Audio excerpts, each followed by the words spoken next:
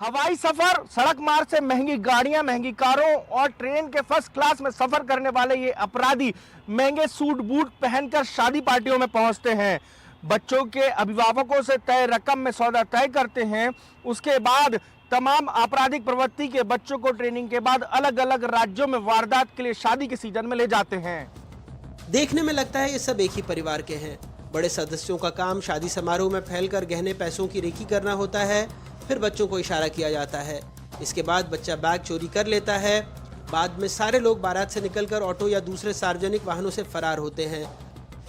आगे उनके लिए गिरोह के लोग गाड़ी लेकर खड़े होते हैं। इसके बाद वो सब सुरक्षित स्थान पर चले जाते हैं।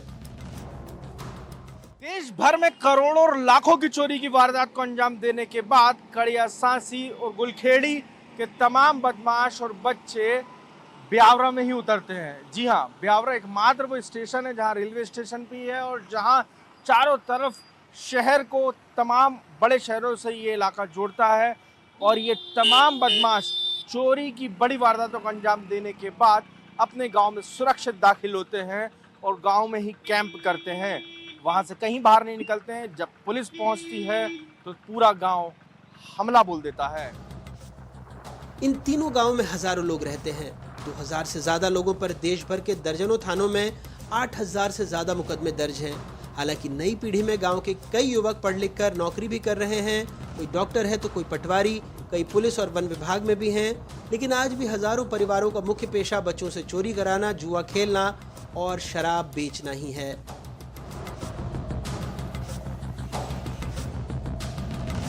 स्कूल का रिकॉर्ड बताता है कि स्कूल में बच्चों की हाजिरी लगातार गिर रही है। बच्चे स्कूल नहीं जा रहे हैं और अब जिस तरीके के हालात सामने आए हैं वो ये बताते हैं कि स्कूल में गिनती के बच्चे बचे हुए हैं।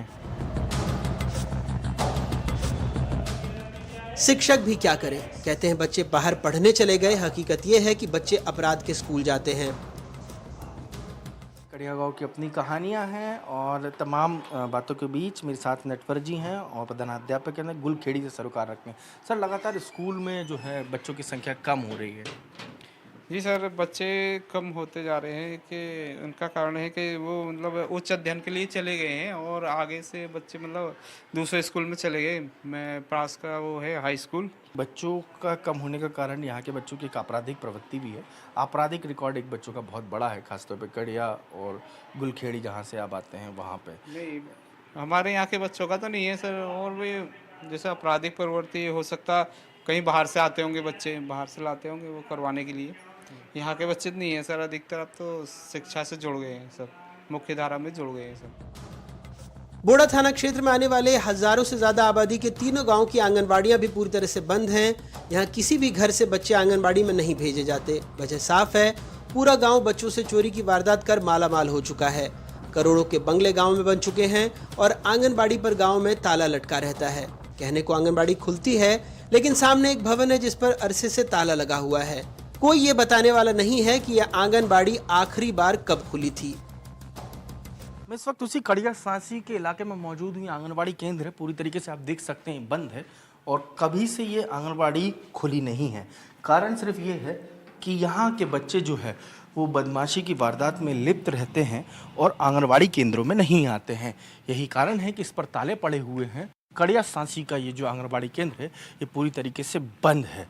प्रशासन ने अपने तरीके से इंतजाम किए, लेकिन बदमाश प्रवृत्ति के हो चले बच्चे इस आंगनबाड़ी की सीढ़ियां नहीं चढ़ते। यही कारण है कि यह ताला जड़ा हुआ है। सवाल यह है कि देश भर में गली मोहल्लों में होने वाले अपराध बढ़ रहे हैं। कई जवाब राजगढ़ के 3 गांवों से मिल रहे हैं। ऐसे में फिर सवाल है कि सरकार और प्रशासन कर क्या रहे हैं।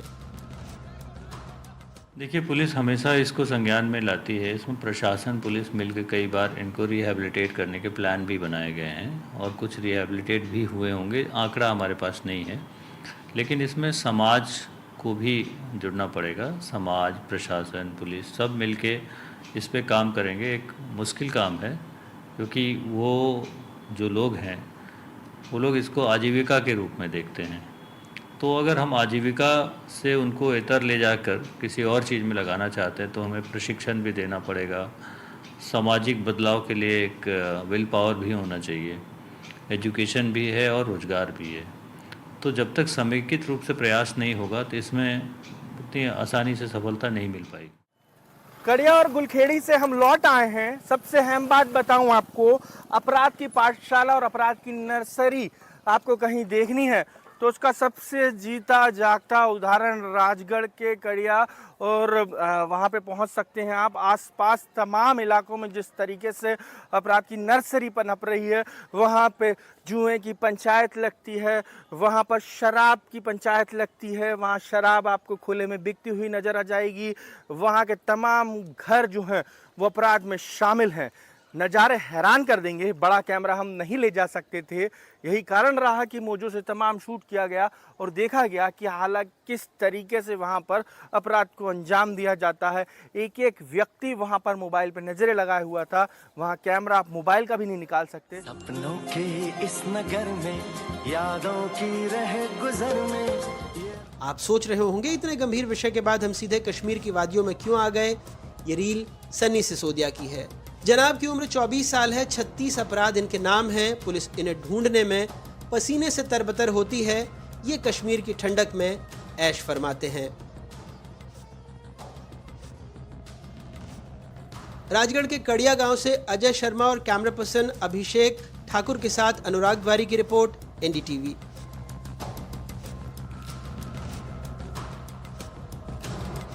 टीवी पर पहली बार अपराधियों का स्कूल, जहां जाने से डरती है पुलिस। मैं जाने के लिए अलाउ नहीं करता हूं। इस थाना प्रभारी गोड़ा में रहते हुए आज तक कोई भी चैनल डायरेक्ट वहां नहीं पहुंचे। एनडीटीवी के आप लोग वहां पर अपने साहस पे गए। देखिए वहां से हमारी तफ्तीश। आज हम इन्हीं दो गांव में पड़ताल करने के लिए निकले हुए हैं। 2 लाख फीस भरिए, चोरी लूट का कोर्स करिए। यहाँ माँ बाप ही बच्चों को भेजते हैं चोरी लूट की पढ़ाई के लिए। इस स्कूल से देश भर में होता है प्लेसमेंट।